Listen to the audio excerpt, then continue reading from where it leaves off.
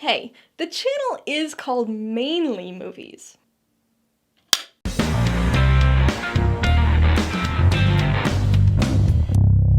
Hey everybody, welcome to Mainly Movies. Today I'm going to be doing something a little different from normal. With a channel name like Mainly Movies, I spend most of my time creating movie-related videos, but every now and then things skew towards music a bit. As you guys know, I'm pretty big into stats and keeping track of things.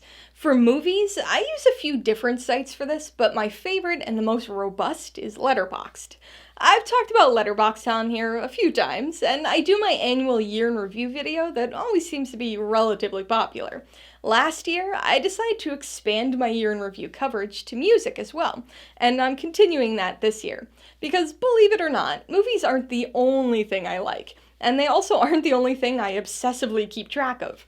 I talk about it in a lot of my reviews, so it might not really come as much of a surprise, but my other big interest is music. And I just so happen to use a site that makes it easy for me to give you guys a look at my year in music, Last.fm. So I know a lot of people are familiar with Letterboxd on the movie side of things, or use Spotify Wrapped for music, but I'm thinking fewer people know what Last.fm is. At least not anymore. It used to be much more popular back in the day. So Last.fm is a website that allows you to keep track of the music you listen to. But rather than having to go in and manually log things like you do on Letterboxd, you set up your account so that whatever you listen to automatically gets logged on your account, or scrobbled as the lingo goes. Back in the day, this was mostly through plugins you had to download, so that music you listened to on iTunes or on your iPod would scrobble. But they make it easy now, and streaming services like Spotify have built-in scrobbling, which makes it really convenient. Like I said, Last.fm used to be a lot more popular back in the day, and had a whole slew of social components to it. Forums, groups, etc. But it's definitely cut back on the social aspect since then. There are still shout boxes where you can comment on people's profiles, or artist, album, or song pages, but the big draw here is the stats, and just the general record keeping. I joined Last.fm back when I was 15 years old, so I've been scrobbling for like 55% of my life, which is kind of crazy, but also really cool to have over 18 years of my music listening data and stats to look at. But for this video, we're just gonna focus on my 2023 stats and musical year in review. Alright, so let's dive into these stats. Last.fm updated their annual stats page this year, so it looks a little nicer than it previously did, and also includes a few new stats. At the top, the last year page gives an overview of your scrobbles throughout the year. It shows that I listened to 11,869 songs this year, but as usual, I've already encountered some discrepancy with the stats, because on my main page, it shows that I listened to 11,967 songs this year. Either way, that was just shy of 1,000 scrobbles per month on average. But this histogram gives a nice temporal glance at my scrobbling throughout the year, even comparing it with my 2022 data. I did a lot of driving in April, October, November, and December, which accounts for the spikes, since I always listen to music while I drive. The next section is called Top Music, and gives an overview of my top artists, albums, and tracks. Starting off with artists, you can see I listened to 1,680 different artists this year, but my number one was Green Day with 535 scrobbles. Green Day have been a favorite of mine for decades, and I often return to them, so it's unsurprising seeing them in the number one spot. Following them, we've got The Distillers, a punk rock favorite of mine, in second place with 484 scrobbles. Op Ivy isn't too far behind, and if you watched my year in review video from last year, or my record store day haul video, you know just how much I love this ska punk band.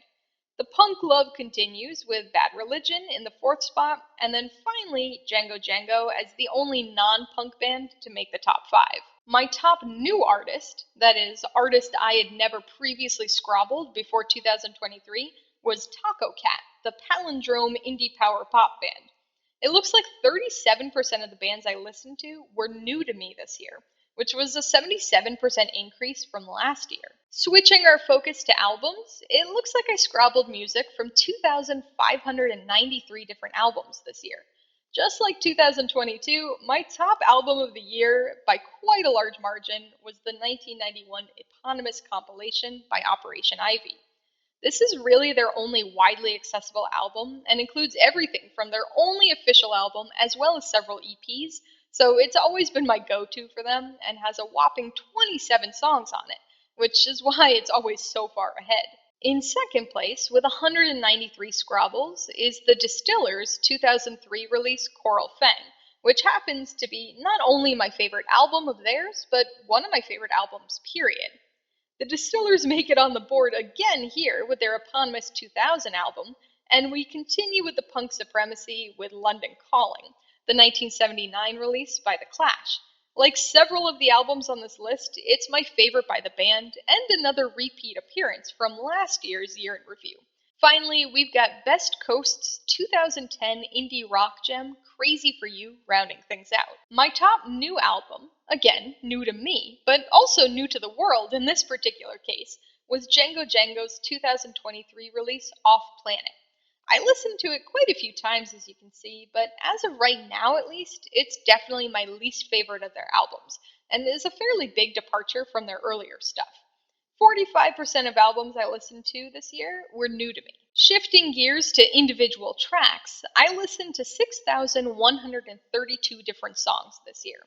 Since I listen to full albums most of the time, it's unsurprising that my top 5 doesn't have all that much diversity, being dominated by 2 artists and 2 albums. My top track of the year, with 25 Scrabbles, was Drain the Blood by the Distillers, off of the number 2 album of the year, Coral Fang. Operation Ivy comes in strong with the number 2 and tied third spot with Sound System and Junkies Runnin' Dry, before we switch back to the Distillers' Coral Fang for the number 4 and 5 tracks of the year, Beat Your Heart Out and Dismantle Me. All of these songs are really close to one another with regard to Scrabbles, so I'm sure there are a ton of other songs with just about the same number of plays, likely from these top albums. Shut Up, Kiss Me by Angel Olsen was my top new track of the year with 9 Scrabbles, and it looks like 34% of the music I listened to this past year was new to me, which is a slight increase over last year. Last.fm has introduced these little did you know factoids to the stats page this year, but I have to say, I did already know this one. The Zombies' Care of Cell 44 was the first song I scrabbled this past year, just as it's been for over a decade. Why? Odyssey and Oracle is always the first album I listen to every January 1st. Moving down the stats page, we hit the charts and a new section called Daily Scrabbles, which is apparently only available to pro subscribers. It looks to be a heat map for the number of Scrabbles per day, with brighter blue squares representing days with more Scrabbles and the darker squares having fewer Scrabbles. Unfortunately, there are once again some discrepancies here, because I can see a handful of days that show 0 Scrabbles, which is incorrect. Just like I watch at least one movie every day, I listen to at least one album every day. So even my lowest days should have around 8 or 9 Scrabbles. Next, we've got the music ratio section, which expands on some of the artist, album, and track information from above. Even though I listened to more artists this year, it seems like my average number of Scrabbles per artist dropped a bit. That same trend follows for albums and tracks as well. The next section is the listening clock, which has gotten an updated look with this UI update. Apparently, my most active listening hour this past year was the 12 to 1 p.m. hour, which is a tiny bit earlier than in 2022. But you can see it's pretty consistently high throughout the afternoon and night, really only dropping off after 2 or 3 a.m. Next up is the top tag section, which has gotten a new name and an aesthetically pleasing upgrade this year. This graph shows the genres that I listen to throughout the year. Admittedly, it might look a little confusing at first glance, but it actually offers some interesting insight into my listening trends throughout the year. Basically, the x-axis is going from January to December, and the y-axis is the number of Scrabbles for each genre. Unsurprisingly, rock, punk, and punk rock remain consistently high throughout the year, since the vast majority of music I regularly listen to fall into one or all of these categories. But you can see some genre variation throughout the year. For instance, there's a bit of an indie rock spike in March thanks to Jellyfish, Loxley, and The Bravery. Other genres come and go as well when I listen through certain bands' discographies. And just like last year, I've got a horror punk spike when I got on a bit of a Misfits kick during the summer. The weekly Scrabbles section gives us a histogram comparison of daily Scrabbles between 2023 and 2022. Just like last year, there isn't a ton of variation from day to day. Tuesday is the peak, which can probably be attributed to me listening to music when I get home from trivia most weeks. And Thursdays and Fridays are comparatively a bit low, but those are usually the days I watch and write reviews for new movies. This year, we've got a new section called Music by Decade, which, unsurprisingly, breaks down the music I listen to by decade. We've got an interactive histogram here, and it looks like my top decade was the 2000s, with Coral Fang being my top album from that decade. But I can click through the decades to see some more top albums. I'm not sure why pre 1960 doesn't show anything, because I absolutely listened to 50s music last year, but we'll move on to the 60s. And unsurprisingly, Odyssey and Oracle by the Zombies was my number one. Top 70s album is another non shocker, The Clash's London Calling, just squeaking in at the end of the decade. 80s is a mistake though, because Operation Ivy is a compilation album that was released in 1991, so I don't know what they're doing here. If I had to make an educated guess, I'd bet my actual top 80s album was Milo Goes to College by The Descendants. So 90s should be Op Ivy, but instead, Green Day's 1994 classic, Dookie, takes the top spot. We already did 2000s, so jumping to 2010s, my top album was Crazy for You by Best Coast, which came out right in 2010. And my top of the current decade was Django Django's newest album, Off Planet, which already came up earlier in this video. Next up is the mainstream score. I'm not exactly sure how they calculate the mainstream score for individual artists, but it looks like I'm right about where I was last year, with a balanced 60% mainstream score. Again, we've got some weird errors here. My reported most obscured artist is this clearly mistagged duo of Donald O'Connor and Debbie Reynolds. But when I go to that page, I have no Scrabbles by them. So once again, not really sure what's going on here, but because of this, I don't know what my actual most obscure artist is. And for whatever reason, they don't report my most mainstream artist this year. But if I had to guess, I'd say it was the same as last year, Taylor Swift, because I know I listened to a handful of her older songs that I still have on my iPod. Moving along, we've got the quick facts section. So in 2023, I listened to 25 days and 13 hours worth of music, which is an 18% increase over the previous year. That seems like a lot to me, but it's even crazier when you take into consideration the fact that I also spent 68 days watching movies last year. It's no wonder I don't sleep much. I averaged 33 Scrabbles per day, which was a 5 Scrabble increase from 2022. However, longest streak is where we've got a discrepancy. This stats report claims I only had a 213-day streak for some reason, but it was definitely, once again, a 365-day streak. Like I've mentioned a few times, I listen to at least one album every day. And if you were to click through all of the pages of my Scrabbles this past year, you would see that I Scrabbled every day.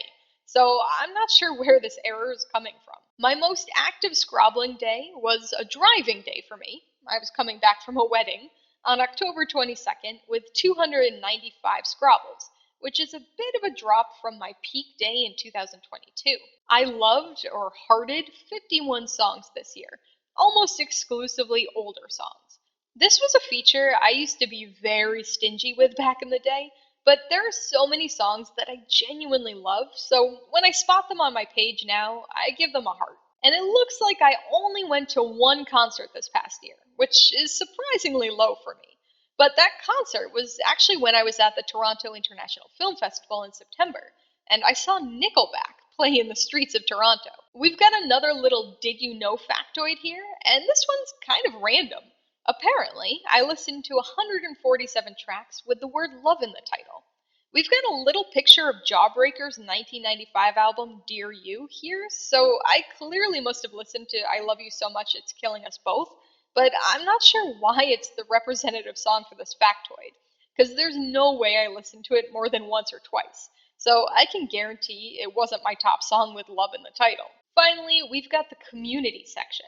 So this section compares my stats with the people I follow on Last.fm. As you can see, I don't follow a ton of people. It's mostly people I know from offline. Anyway, compared to my friends, I was the third most prolific scrobbler, dropping down one place since last year, despite scrobbling more this year. Then we've got the Discovery Leaderboard, which measures the percent of new to you artists you listen to. Since I only scrobbled 37% new artists, I'm sixth among my friends, but that's a bit of an increase from last year. And finally, we've got a pro feature here called Musical Matches. So this expands things beyond just the people I know to everybody on Last.fm. If you remember from earlier in the video, my top track of the year was Drain the Blood by the Distillers with 25 scrobbles. And apparently, there were 6 other people in the world who had that as their top track. Alright, so there you have it, my 2023 Last.fm year in review. I put a link to the stats page in the description below, so be sure to check it out if you want to dive deeper into any of the sections. And of course, don't forget to give me a follow while you're over there so you can keep tabs on my music listening throughout the year. So, do you have a Last.fm account? What does your 2023 year in review look like? Be sure to let me know in the comments below. YouTube has a tendency to automatically delete or hide comments with links, so you're better off just including your Last.fm handle rather than trying to link directly to your profile. Also, what did you think of this foray into music?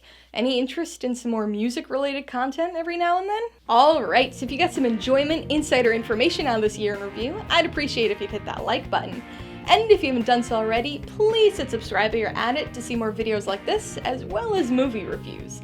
Till next time, this has been Alyssa with Mainly Movies, the way life should be.